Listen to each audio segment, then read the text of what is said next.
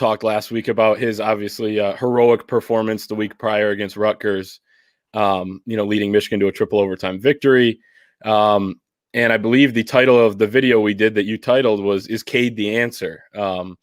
And I think he's the answer in terms of the best option for Michigan at quarterback. But Cade McNamara early in that game had a second down run near the goal line. He got hit hard, hurt his shoulder and had to come out for a couple possessions. Joe Milton came back in, and it didn't look like inspired football from Joe Milton, the kid who had gotten benched the week before and obviously didn't start against Penn State. McNamara did come back in the second quarter. Didn't quite look like he had the zip on his passes that he had before that. Credit Penn State's defense for kind of clogging the middle and making him throw wide to the sideline. And there was just nothing doing for Michigan's offense. I thought the play calling was atrocious. They didn't take any shots downfield. McNamara, just didn't quite have what he seemed to have coming out of the gate in that game. He did end up leaving the game towards the end. And Jim Harbaugh said after the game that his shoulder kind of tightened up. So we'll see if going forward he can play. It might be one of those injuries where you can kind of play right away, and then as soon as it tightens up, you might miss a week or two. He was 12 for 25, 91 yards. Not an impressive performance. I would have liked to see a full healthy game from him as the starter to really get a better feel for what we have, from a observer's perspective of watching him out there in a full game as a starter. We didn't have it. But no, he was not as good as he was against Rutgers, and probably, and we talked about it a little bit, probably should have had to, pump the brakes after the Rutgers game a bit on exactly what Michigan has with him. And it would only be fair to evaluate him under the circumstances that you just outlined, the start, the full game.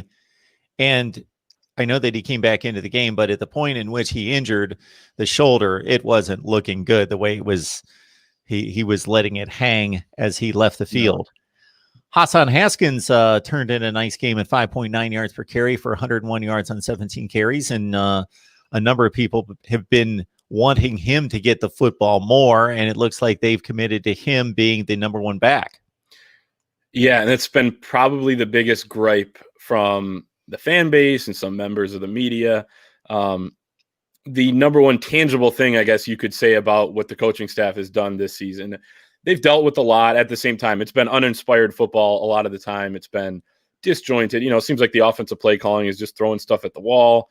The defense obviously has been figured out with this man defense. Don Brown doesn't have the talent. So really the number one thing that people have been complaining about in terms of actual facts and stats and what you can do is Hassan Haskins has been averaging 5, 6, 7 yards a carry, depends on week to week throughout this season. And he just hasn't gotten the bulk of the carries until the last couple of weeks.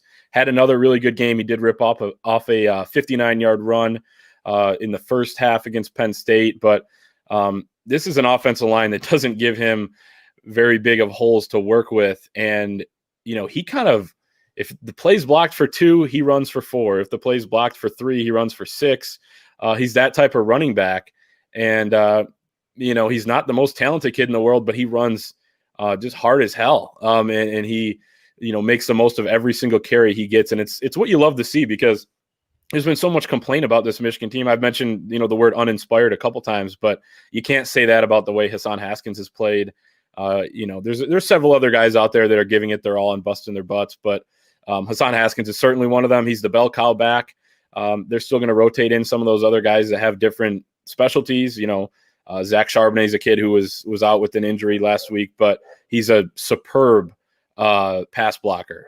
Blake Corum and Chris Evans have shown the ability to catch the ball out of the backfield better than Hassan Haskins has. So you're going to use those guys, but going forward, if Hassan Haskins isn't featured the way he has been the last 2 weeks, and really probably should have been the weeks before that, then something's seriously off. And I expect him to continue to get the bulk of the carries. So that's your one bright spot, I think, for Michigan coming out of the last couple games.